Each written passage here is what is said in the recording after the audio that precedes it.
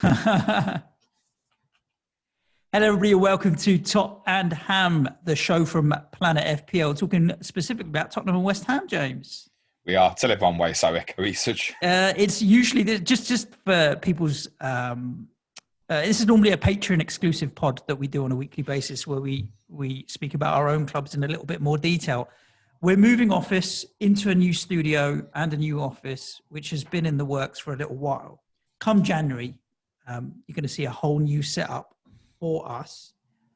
The problem is, at the moment, I'm in an empty room, James. There's no furniture, and it's 4 walls, and it's just basically an echo chamber. So, people might have to put up with a little bit of an echo in this one.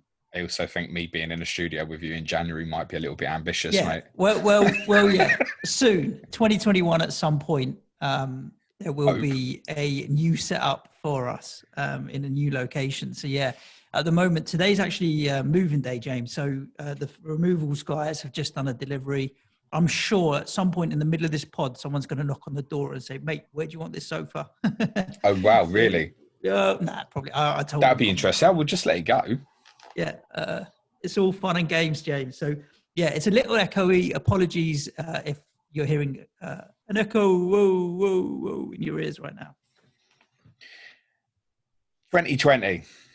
2020. It's been a shit year for everybody. Yes. How do we feel about our clubs from where we were at the beginning of this year? Because I actually probably feel better when I reflect on it. It's probably difficult to equate at the moment, considering Tottenham's most recent results. But I think we probably are in a healthier position than what we were in.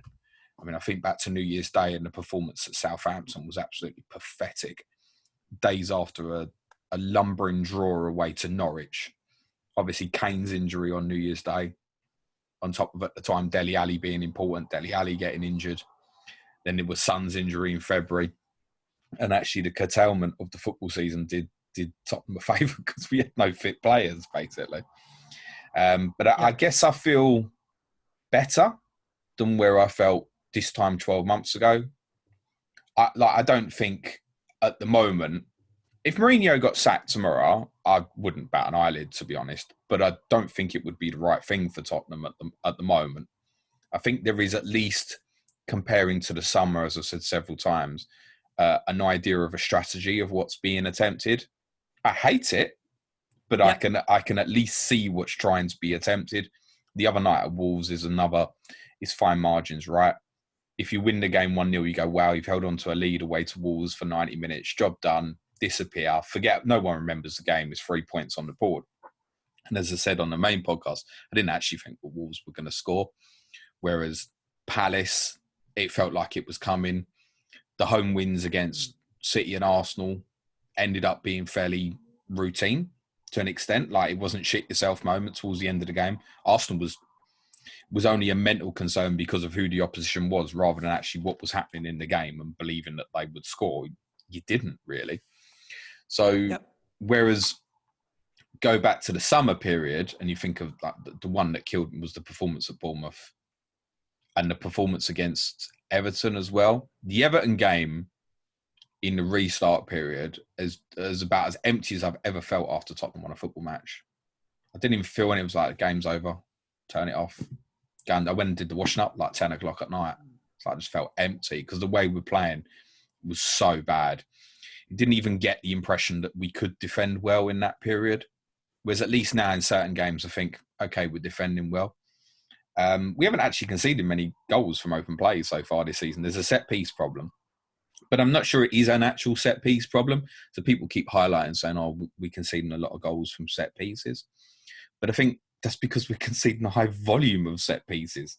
We're happy to concede a lot of corners, etc. So actually, per set-piece attempt, if you will, we're not one of the worst. In the Wolves game, the commentators said that Spurs have given away the second most.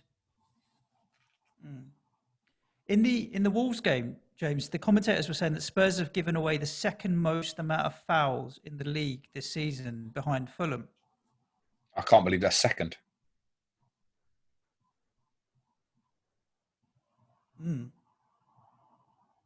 So obviously, if you're giving away fouls, you're giving away opportunities for people to wing in crosses into the box. I spoke about this, like saying the Burnley game, there was a clear strategy that night not to give away free kicks, and it worked. We didn't play well, but that strategy of keeping Burnley out of our penalty area worked quite well on that occasion.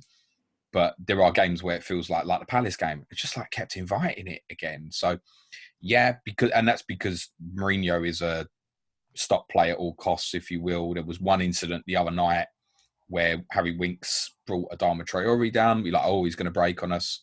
And it's systematic, take the booking. Just take the booking, move on. I mean, that particular case is obviously in the opposite half of the pitch as well. So from that perspective, it's not a threat on your goal at all. Absolutely, just take it out. But I think that there's a philosophy and an understanding that Mourinho believes that Dyer and Alderweireld are obviously normally the favoured two defensively. They'll head everything out. But it's not proving the case, is it? I mean, how many headers has Harry Kane headed away from corners this year? Loads. Absolutely loads. Yep. And yet the goal against Wolves... He's your deepest player, right? So when you're defending corners, he's your deepest line defender. And yet the goal against Wolves is probably on Harry. He should go and attack the space quicker. And he doesn't. And that's probably the first time all season it's happened and come back against us. What do you think about Spurs at the moment, Suj?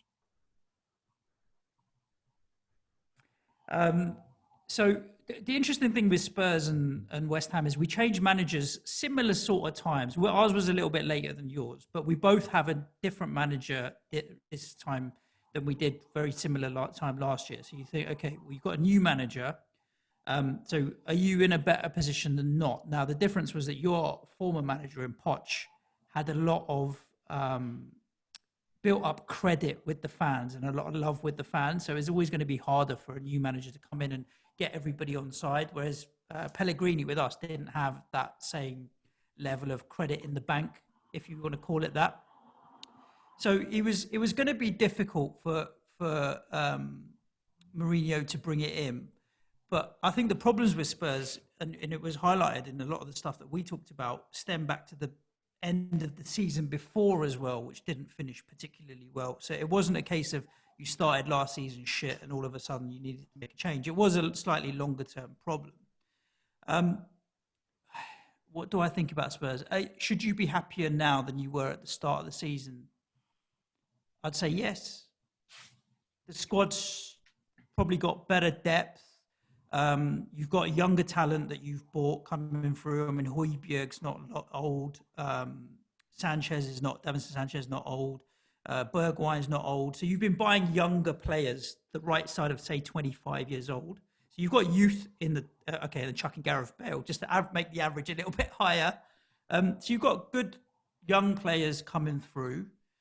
But it just feels like the gap to the likes of Liverpool and City is still so big. But then coming into this season, would have expected that. I mean, I mentioned the Everton game in the restart period. I thought our season was finished after game week 1 because the performance in the Everton home game was, again, it was so bad and awful, and Everton should have won by more that day. And I think Mourinho, the Southampton game was a turning point. It got Mourinho out of a jam. And in fairness to him, in the game in Bulgaria the Thursday before against Plovdiv, changed system a bit, and it was a clear strategy to play a front three. It was the first time we'd really seen it, with the wide players not tracking back. That seems to have died since around about the West Ham game, where whoever plays on the right has to play really defensive to get the best out of Son on the other side, except when Son plays on the right, which is just kills them both, basically. I think there's a held belief that since the 3-3 draw with yourselves, that Tottenham have become very negative, and Mourinho has now decided to go back to tried and trusted, very defensive once you go in front. But the only game where that wasn't really the case was the Manchester United game. So even in the Southampton game, every goal was a counter-attack, which just came through to Son, exposing them. The Newcastle game afterwards in game week 3 was different because even at 1-0, Newcastle didn't want to play football. They just wanted to sit off and stay in the game and hope they got something from a set piece at the end, which they did. And then the Manchester United game was very different. And I think a lot of that was because we conceded in minute 1 and then we equalised straight away. And then another counter-attack came into Son and we were ahead and United were all over the place. And Tottenham have become very good at exploiting weaknesses in opposition, I would say, in the last 3-4 months. The West Ham game, there's a lot of belief that that's, as I said, what changed to make us more negative. But we were negative in that game. It's part of the reason why you got back into it. Yeah, I mean, you we just sat back in the second half at 3-0 up. Away in the first 15 minutes. Yeah, even what were them goals? They were all counter-attacks. We came back into it. Those goals were all counter-attacks. All 3 of them. All counter-attacks. Yeah. So it's not the West Ham game that's changed anything. It's just that Manchester United away, and to a certain extent Newcastle at home, were anomalies because of what happened to the 2 respective oppositions on those games. Spurs have been negative since the guy walked in the door. That's not changed. We've just become far better at counter-attacking. And obviously the big impact that everybody knows of is obviously Kane's altering position in terms of him dropping into 10 roles and taking on a creative mindset when Tottenham don't have any creative players, basically, which Tottenham haven't had for 18 months or so. If you factor in, obviously, Christian Eriksen was a passenger for the first half of the previous season. Since he started dipping in form, Tottenham haven't had creative players, and there's a theme between Tottenham's decline under Pochettino and lack of creativity to what we've got now. And obviously, for me, it all started to go away for Tottenham and Pochettino when Dembele was finished, basically. And that's going back 2 years now. I'd still pinpoint it to that. That was the beginning of the problem for Pochettino, was the loss of Dembele because we couldn't claim control in football matches. And forward to now, Højbjerg and Sissoko get a huge amount of credit for what they do defensively in games. And rightly so. Højbjerg looks, other than the performance against Leicester, which was bad, generally looks better every time I see him. But they haven't got creative bones in their body, really, to run a football match or actually dominate. Dembele, Modric, Tottenham have been blessed to have players who would go, give me the ball, I'm going to run the football match for you. And that's the one big thing that Tottenham are still missing. I think, if you could have dropped like a Thiago into that team, for example, and say, go and run the football game for us, suddenly we'd look a very, very good team. So do you think that's still the big issue, midfield. Do you think if Ndombele has the ability to take Sissoko's role and do that, and then you put in a different person in that hole in between, maybe even Lo Celso? But I know you say that Jose doesn't like to play Lo Celso and Ndombele together. But if you stop needing to play Højbjerg and Sissoko, and Ndombele took that role, because he can turn and drive with the ball. We saw it the other night, and he's actually much better on the ball than a lot of your other midfielders. And then you play a Lo Celso or whoever else in the hole in behind. I think the goal of where most Tottenham fans would like to get to is the midfield of Ndombele, Højbjerg and Lo Celso, with Højbjerg obviously playing far more of an out-and-out central anchor role, a real protector role. And then the 2 of them in midfield. And you think about it, you think, actually that 3, we could begin to dominate football matches again. It's purely a case that Mourinho doesn't trust Ndombele in defensive situations.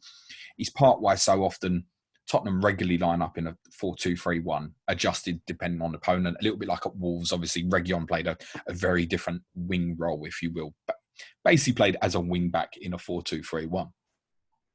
But a lot of what Tottenham do without the ball is basically seed into a 4-4-2. And Ndombele becomes a striker, basically. And then they both drop in towards the ball when we win it back. And it's because he's got no trust in him defensively. Mentally switches off and stuff. And I don't think he's got the characteristics or the understanding of, say, what Sissoko's developed in terms of Sissoko just smells danger. He goes and acts. I think it helps for Sissoko quite a lot that whoever plays right back, whether it's Ori or Doherty, goes, Jesus, these 2 are shit. I need to protect them. So he's already sensing the danger before it comes, where someone like Ndombele won't. And that's why you won't trust it at the moment. Right. Even in these games, I know Lo Celso's out, so it kind of rules out the conversation. But even if he had been, Mourinho wouldn't have played Lo Celso and Ndombele in front of Højbjerg against Fulham and Leeds. Just wouldn't have done it. It works at the moment, the idea of playing Ndombele for an hour and Lo Celso for the final half hour. It just works for Mourinho at the moment. And you'll see that in the coming games, I think, with Lamela doing similarly, coming in from Ndombele late in the game. Admittedly, he actually got to 70 minutes against Wolves. Anything we had in the game completely died after he went off. What obviously frustrated me again with that particular game on Sunday is as soon as Wolves scored, it's like, okay, let's have a football match now. It's 4 or 5 minutes. Brilliant. Now we want to decide to go and get the second goal. Yep. And that's the big frustration at the moment, which Tottenham fans have. There's very mixed feeling at the moment in terms of what the want is in terms of deal with the devil is what I've called it in the past, right? Sold our soul. That's what I described it as last November. And it still feels like that a little bit. I know that was very extreme when I said that, but it still does feel like we've made the deal with the devil to try and get the best thing possible at the moment. And that has to end with a trophy. That's the end goal. And I think if that happens, everyone will go, yeah, okay, I see what's been achieved here. But I don't think at the same time, I don't think any Tottenham fan even realistically believes that's going to happen at the moment this season, even with Brentford, a championship team in the League Cup semi-finals. I don't think any of us has actually got the faith at the moment to believe that we would beat United or City in the final, despite our obviously very good record against City and the result against United earlier in the season. I think it's more hope. It's hope that can he pull off that Mourinho masterclass? And I think a lot of us build into that idea because of what he's done historically. I've seen Mourinho teams completely stop Tottenham I think with inferior players. United, what's that? Sorry, Serge?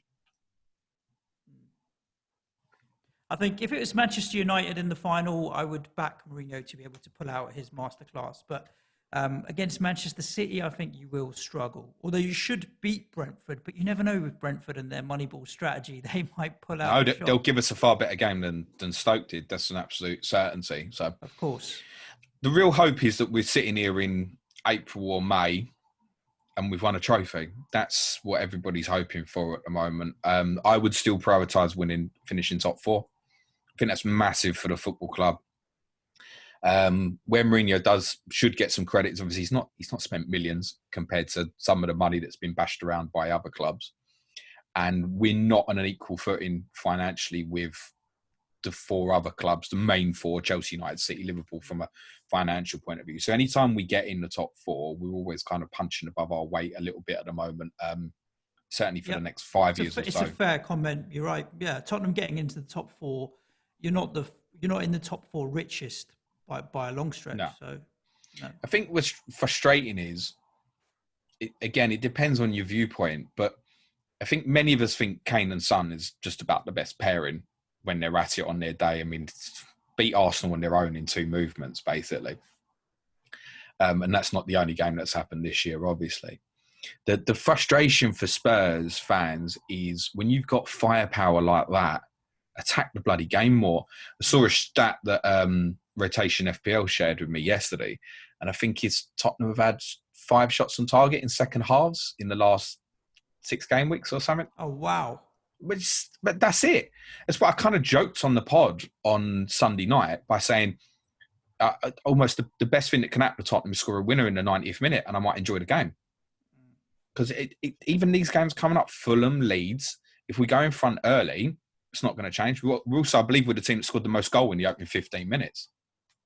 3 of them were against us, so that's going to help. Yes, true.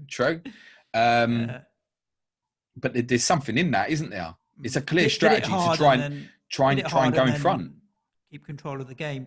What really impressed me with Liverpool against West Brom in the first half, and the word that came to mind with the way they were playing was control. I feel like they're very, very good at controlling a game of football, upping the tempo when they need to, slowing it when they need to.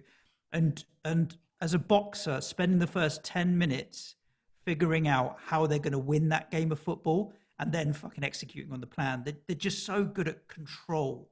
And didn't win the game, Serge. No, they didn't. They didn't. But I'm talking about the first half very specifically. I just felt like it. And that's not the first time I've watched them and I've thought, you know what, these guys have got control of the game of football. And when I look at that and I think, Spurs are in that space where the next step up is to get to where City and Liverpool are. And it's such a step up.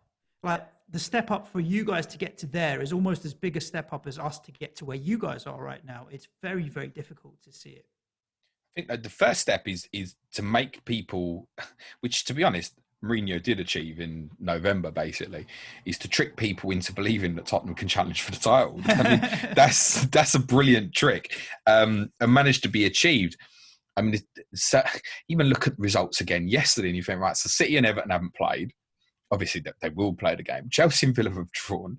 Leicester drew. If it's another opportunity, I mean, it feels like every week at the moment, I watch Chelsea fail and Tottenham fail to capitalise, even though we are above them in the league. But you think, in terms of what I'm competing against, realistically in my head, at the moment, I'm really competing with Manchester United and Chelsea in terms of trying to finish top four. And I'm don't get me wrong, I'm absolutely aware, particularly Leicester, Villa are worth being in the conversation. Southampton, sure. I wouldn't even rule Arsenal out because this season's so mad.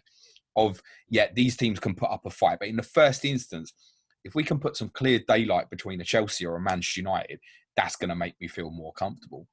And we're now, whereas we were ahead that 2 points per game, we obviously haven't won in 4, I think, now. And we now need to win 4 in a row just to get back to 2 points per game. So this little period we've got coming up is absolutely critical, because the way I always view it is, if we're at 2 points per game, I don't care what anyone else is doing. We'll finish top 4. 76 points has never not been enough. 75 points was once Arsenal finished 5th. Other than that, I think Tottenham is the second highest total not to finish top 4, 72 points. And I think, don't get me wrong, there's an acceptance that this year's totals will probably be lower. But actually, we also expect sort of title winning points to be lower, right? We expect sort of mid-80s, high 80s, for example. So if you equate that teams are going to get more points off Liverpool and Man City, then there's a good chance that those competing for top 4 could do as well. And it might be that it's still around about 75 points or so for top 4. It won't be 76. And that's where consistency comes into it. But to summarise, you are happier now than you were at the start of the season. I'm definitely happier than I was after game week 1. And I am... At the start of the year, I meant, sorry, as well. I am happier than I was at the start of the year. Yeah. I don't like it. I don't like the way we play football, but I can see what's being attempted. And I also have an acceptance more than other people that the quality of the squad is not good. We've improved in key areas, particularly left back. Reguilon coming in was a bonus none of us expected. Højbjerg has turned out to be a good signing. We've now got Ndombele adopted into the squad, basically, when we couldn't last year. And Doherty coming in has made Aurier better. Although I don't know if Aurier has now been jettisoned since giving away the penalty against Leicester, because Aurier's played, Doherty's obviously played against Stoke and Wolves since. But the quality of the squad, generally speaking, is not good enough. And the reality is, as much as I dislike it, if Tottenham go and swing punches with teams every week, I think we will, if we went and, say we go and swing punches away to Villa in a couple of weeks, we get beat. Yeah, you get hurt. The reality is we get beat because they've got, this is not a joke, they've got better players than us. Yeah. I look at Villa and I think Cash is better than our 2 right-backs. Could make a strong case that Konsa and Mings, Esri Konsa should be in the next England squad, by the way. They would be the best centre-half pairing. You can make that case. Douglas Luiz versus Højbjerg. McGinn's energy I'd love. Yep. Great little player. Grealish is the X factor. Okay, the rest of the team would probably be ours. But actually, it's a balance. You're not going... If you went Tottenham v Villa, you'd go, I'd have a few Villa players in there, actually. Great, so yeah. I accept that drawing a Villa on and trying to use the counter-attacking potential of Kane and Son +1, and that's what the real thing that needs to change, in my opinion, is getting a Bergwijn or Lucas, or if it's going to be Gareth Bale, whoever that's going to be, leave them high. And that will begin to create some space again for Kane and Son. And you say, okay, fine. The other 7 outfield players sit behind the ball a little bit, but let's make them... I feel like we never make the opposition worry about what we're going to do. It only seems to be when we play other big clubs that they seem to worry about it. Like, I think Chelsea were very conservative against us in the 0-0, for example, and didn't particularly need to be. But probably reflected on it on the day that they limited us to 0 chances beyond the first 20 minutes and were probably quite happy with the draw at the time. They probably don't reflect on it that way now, seeing sort of the battering that Palace gave us in that second half and what Wolves did for large periods of the second half, the longer it went on as well. So I accept that the quality of the squad is not as good as what other people think it is. I mean, if you take Kane and Son out of that team, let's be serious. It's not any better than Arsenal. That's a bombshell that's worth snipping out and putting into a little video out. Arsenal are 8 points behind us. And they have, admittedly, both teams have good fixtures on paper at the moment. But we could blink here and Arsenal might only be like 4 points behind Tottenham. And 2-3 game weeks ago, we're talking about Tottenham challenging for the title and people laughing that Arsenal might get relegated. Like, the league table is still very tight. It's tighter than it looks, for example. So quality is a massive issue for Tottenham. And that's the other bit where I have a little bit of sympathy for Mourinho in terms of what he's trying to attempt to do, because I think he knows it.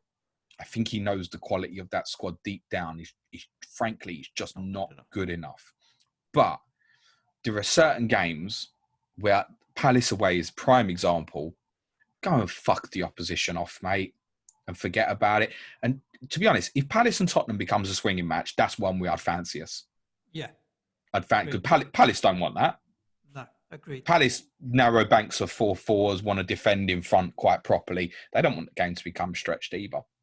And that's a perfect example. After Palace equalised, the way we played afterwards is so frustrating.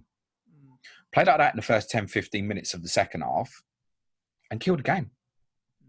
And even then, do you know what? If you leave yourself open and Palace equalise in the first 15 minutes of the second half, you got half hour then to fix it rather than 5 minutes. That's a lot better.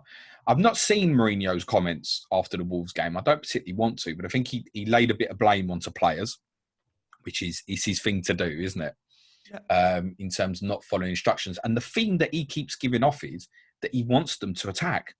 There is no way I'm watching these games week after week after week that it is not controlled by him to sit off the ball at 1-0 up.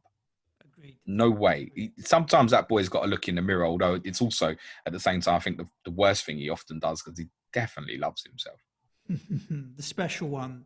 Do you remember the 1st of January 2020, who West Ham played and what the score was, James? You battered Bournemouth 4-0. And it was the best performance of last season at home.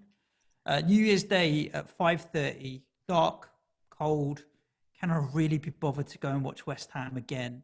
And the performance that day, the reason I bring it up, because we started the season with a 4-0 win. But what I saw that day gave us all the indications of what is happening right now. Because again, we only had about 35 or 40% possession that day. And what we did was, when we did get the ball, we broke on Bournemouth quickly. We were good with our passing. We managed to break the press, and we hit them on the counter and scored 4 good goals. Obviously, one was a penalty. And when I look back on it, I'm like, okay, there's a way that we can play a game of football without having the ball for large periods, because on the ball, we don't have the most technically gifted players, and still be highly effective. Obviously, we then had a very difficult end to the season. But at the start of last season, there was a period where we got up to 5th. I was looking back and thinking, you know what, we didn't start last season bad and then just ended up having a really long period. We spoke about the draw, ironically, away to Villa when the game was there to be won. And I'm right in saying they went down to 10 men that night? Yeah, and it was a Monday night 0-0 draw. You didn't really take advantage. And the theme was that you were happy with the draw. And I said at the time, you need to be better than that. Even Sheffield United, I mean, when we went away and lost, and Rice's comments and stuff. So, but at the time, I mean, Moyes had just come in. And now, if you look at it, that Bournemouth performance was so indicative of how we've won so many games more recently. So ultimately, yeah, I've got to be happier with where we are as a club, because if you think about it, I always look at knowledge, skill, behaviour, right? Do we have a knowledge and an understanding of how we want to play? Yes, we do. Do we have the skill to be able to do it? In certain areas of the park, we definitely do. And are the players doing it? Is their behaviour mapping to it? Now, there's certain games where it's not, because the application isn't there. But when I look at the club overall, right, the backroom staff, so Moyes got like Kevin Nolan, Stuart Pearce. These are all kind of guys that are all about hard work, graft, and making the most of what you have. Because Pearcey, Nolan, they're not the most gifted footballers, but they know how to get the most out of the talent they have. So we've got a backroom staff that's got hard-working mentality. Then I look at the transfer strategy as well for the whole year from 2020, right? And people will criticize us for not buying a lot of players, which is right.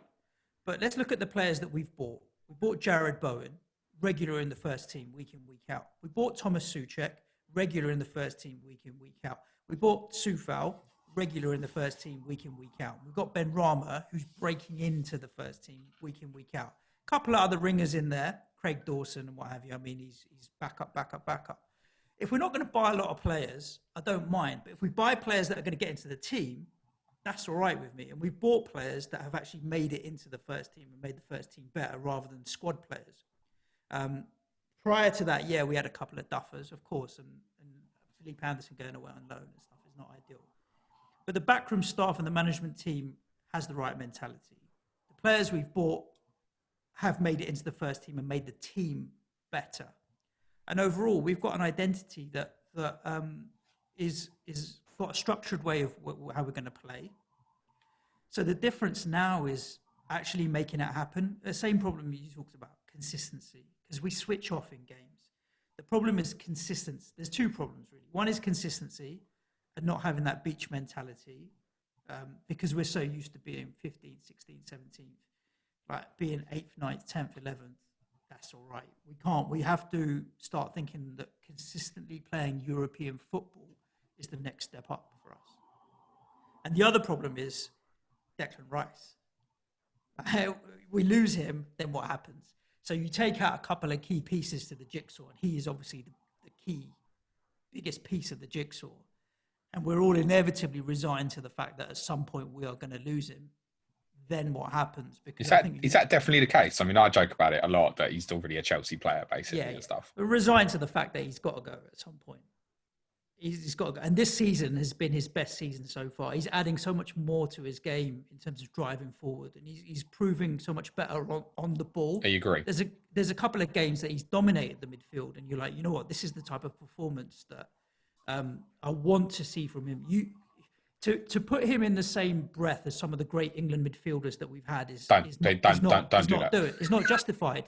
But that's what you need to see from him to be able to put him in that breadth, right? When you saw likes of Scholes and Gerrard at their best, they dominated the game. They controlled the game from start to finish. They picked the ball up. They're tracking back and making defensive tackles and driving forward. That's what he needs to do to be able to be in the same breath, other than just being our best holding midfielder.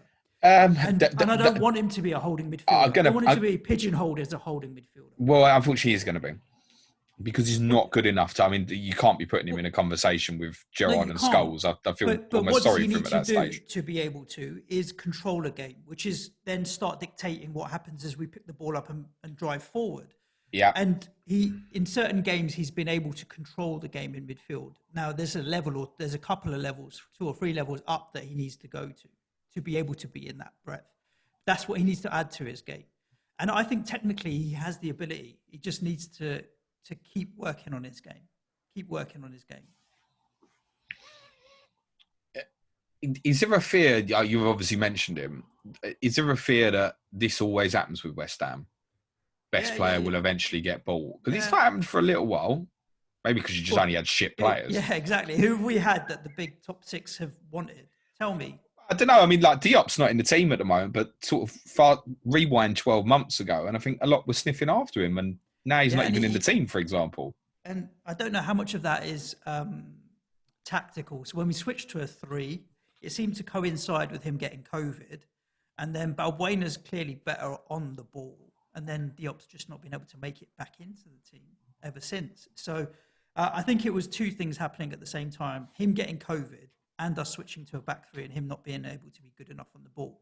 Defensively, though, he's still very, very good. We didn't pay like millions and millions, 20-something million.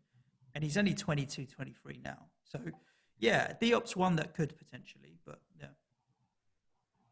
Okay.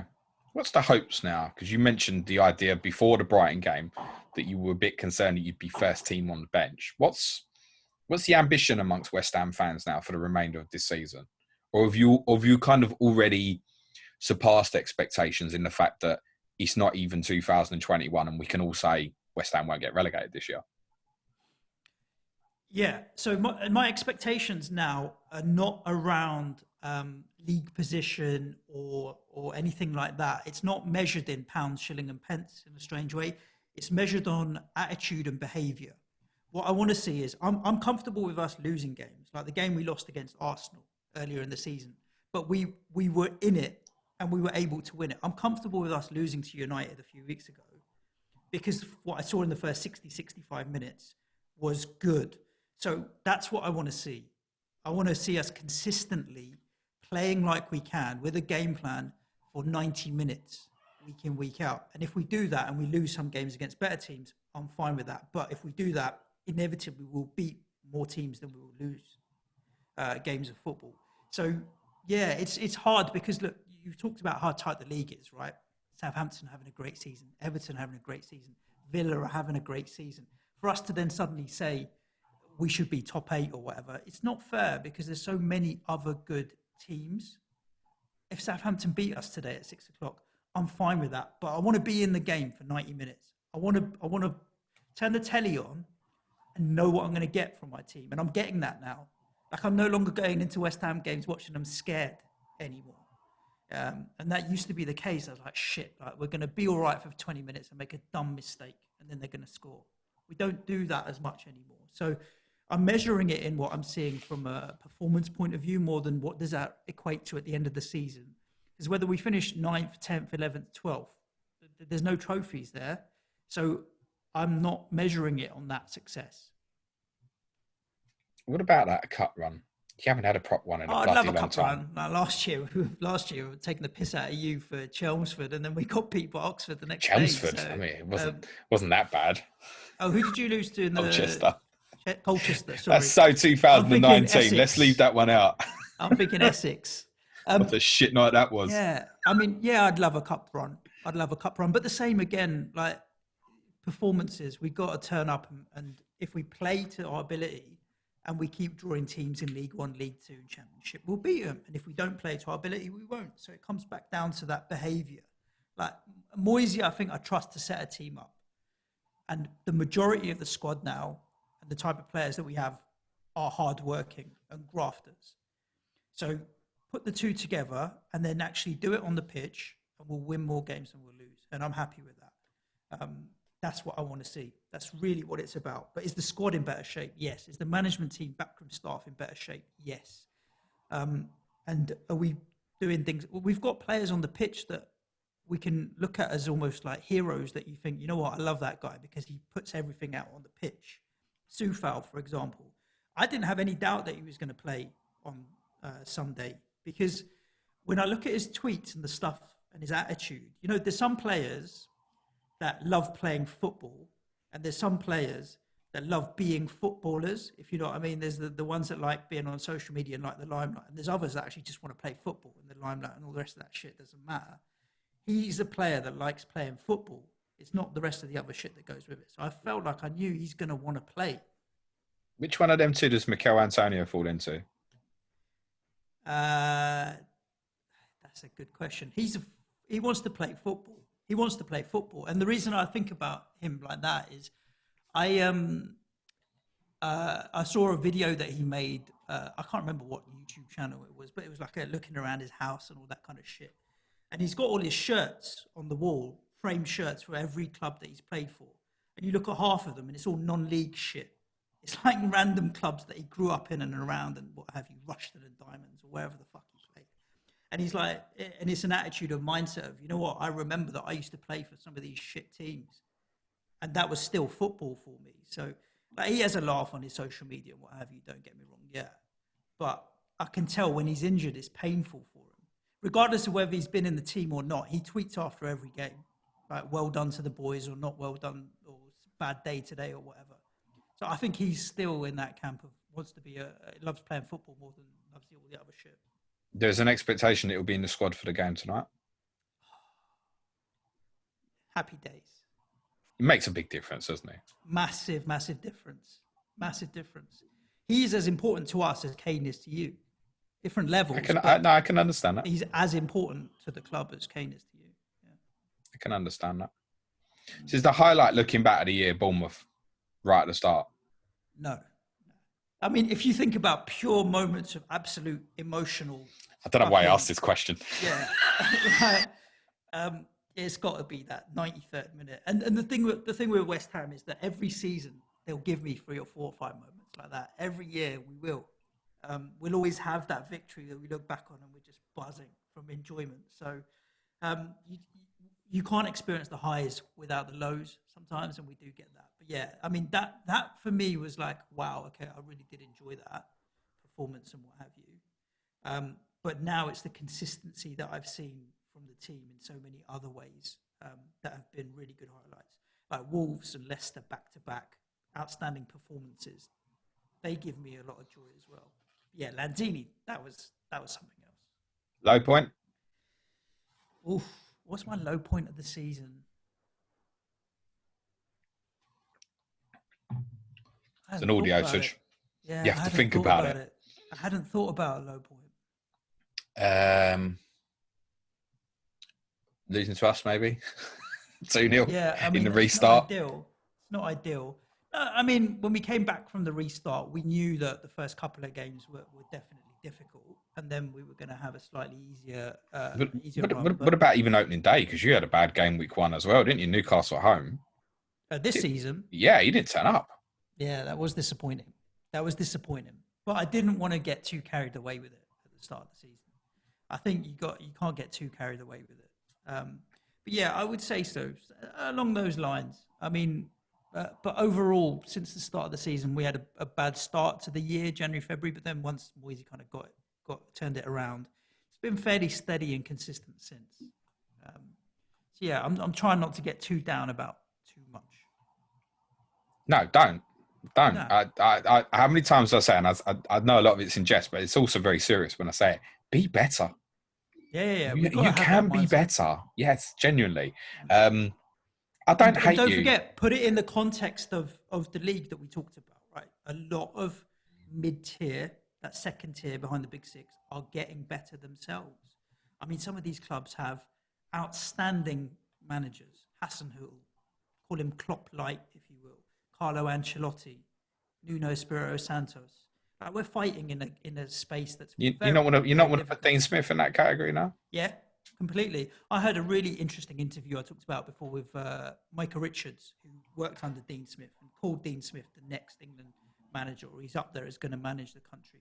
Fantastic mindset and mentality of how he transitions the team from defence to attack and what have you. So yeah, it's not. There's no God-given right to be top 6, top 8, top 10. I think you'll probably finish 10th, 11th. Yeah. I don't mean that harshly. I just think you'll finish right in the middle of there. I think you're one as well where I think you've dealt okay with the absence of Antonio. But I think quality beyond the first year. I mean, if you lose Rice or Souček, I mean, there isn't alternatives to play central midfield. You shouldn't go predicting teams based on that suggestion. I think if you keep the whole team fit, you could finish top 8, definitely. I suspect you probably won't. Do you know what? If you finish 11th, that is a major improvement on the grim position you were in back in June, where I think a lot of us were. They probably shouldn't be here, but are. And obviously, you and Villa. I mean, Villa is an unbelievable improvement. But it shouldn't be overlooked that you've really improved as well. I think Villa has shocked people because you watch Villa in June, July, and you think they can't even score goals. No, exactly. Now you're looking at them. To be honest, them drawing at Chelsea last night, it's not even a surprise, irrespective of the team that Chelsea did or didn't pick.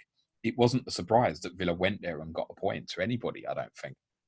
So, I mean, imagine saying that back in June or July, that it wouldn't come as a surprise if Villa got something at Stamford Bridge.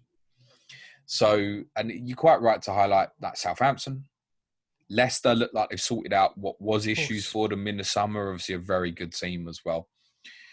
Wolves are obviously in a difficult period because of the loss of Jimenez, but still a very, very good team and very difficult to beat. So you're quite right in terms of, I mean, Everton are second and no one's even talking about them, right? It's unbelievable. Yeah. So the idea of you've got some sort of right or expectation to be in the top 8, I think is false. Yeah, but I think 100%. There's enough improvement there to believe that a top half finish is realistic and achievable. I'm looking at the points gap, James, more than anything. It's like if we're within, say 6 to 9 points of top 8, then that's 2 wins. So that's 2 draws that we could have turned into a win or what have you. So if we're 15, 20 points behind, that's work to do. But if we can keep it to single digits in terms of points behind the top 6, top 8, that would be really, really important. I don't think you'll ever be far off that, mate, because I think it's going to start concertina in a little bit. You can't see anybody at the moment breaking in there. I mean, if you were to win 5 games in a row, mate, you're in a race for top 4. Yeah. But I don't think anybody believes that yourselves or even Arsenal or a Leeds or someone like that is going to be able to do that and suddenly just break through and you go, shit, they're 5th. How did that happen? Because nobody, literally nobody, including Liverpool and City at the moment defensively, but no consistency. Even look at City drawing with West Brom, Liverpool drawing with West Brom. It's bad. You think West Brom lost narrowly 1-0 to Man United with a penalty, 1-0 to Tottenham in the last minute, drawn 1-1 at City and Liverpool, and yet they're on 7 points. It's mad, from 15 games. Yeah. There we go. A little Tot&Ham for the patrons, a little bit of a deeper dive into Tottenham and West Ham. Do you want to tell everybody what they've got to look forward to for the rest of the week, James? I shall, but when we do this again in a year's time, do you think you'll be happier than you are now? Yeah. Moyes is still manager, yes. Do you think Mourinho will still be in charge of Tottenham in 12 months? Yes. I'm not sure. He'll do just enough. He will do just enough. He will definitely get this season, no matter what. But I think if we're looking at Tottenham in 9 to 10 months, and the strategy is still the same, and we're no closer to winning trophies, I think that there might be a change. Because with him, right? The friction with the players, once it's gone, when you see it go, don't fuck about. Just get him out the door, right? It's gone. Tottenham could win the league, and Mourinho could get sacked in October. Not that Tottenham can win the league, but you know what I'm saying? There's no point being happened at Chelsea. Exactly. There's no point being sentimental about it. When it's fucked with him, he's gone. So Tottenham in this year, I have to seize the opportunity of now and win the trophy. Every time I watch Chelsea lately, I'm beginning to think more and more there is still a strong possibility and we've finished top 4. And my aim has never been any different to that. We must get back to 2 points per game. Can I just say my highlight of the season, Suj, because you didn't ask me, was beating that Woolwich lot twice. Enjoyed that. Nice. Always the highlight. Low light was... my highlight's probably your low light. No, to be honest, that wouldn't even be close. Losing to Norwich in the Cup 5th round was bad. The performance against Everton, actually when we won more than when we lost. So that I just felt empty. Like I don't care about what's happening here. And the Sheffield United defeat was horrendous as well. Leicester at home the other week wasn't great, but I mean, in terms of actual defeat, after Sheffield United was really bad in the restart period when there was a real opportunity to actually even still push for top 4 if Tottenham could have put results together. That pissed me off. There was C-bombs that night. I'm not going to lie. There we go. So do you want to tell the listeners what they got to look forward to the rest of the week? No, can't be bothered. Sky podcast tomorrow. Be an echo. I promise them that. No echo. Sky podcast. I feel like the echo stopped a bit actually. Sky podcast tomorrow. Maybe I just got used to it. Sky podcast tomorrow. It's absolutely carnage at the moment. A bit like FPL. Yeah. Thursday main podcast reviewing all the game week 16 action, and we try and make sense of what's going on with Manchester City and what might happen. I'm not sure what I'm doing with my stream on Friday yet. I may end up doing it on Thursday night, possibly, but I'll communicate on social media. Exactly. Thank you for tuning in and listening to the show today. If you do enjoy Tot&Ham and you want a weekly deep dive into Tottenham and West Ham, then you can subscribe on patreon.com/PlanetFPL. But the advice is do it on Friday because you start the new month and all that jazz. There's no point in doing it in the next couple of days. And obviously, we do a Tot&Ham podcast every Tuesday on Patreon. Yeah, that's what I said. So, do you know what? I was definitely doing that wife trick there, where I just switch off.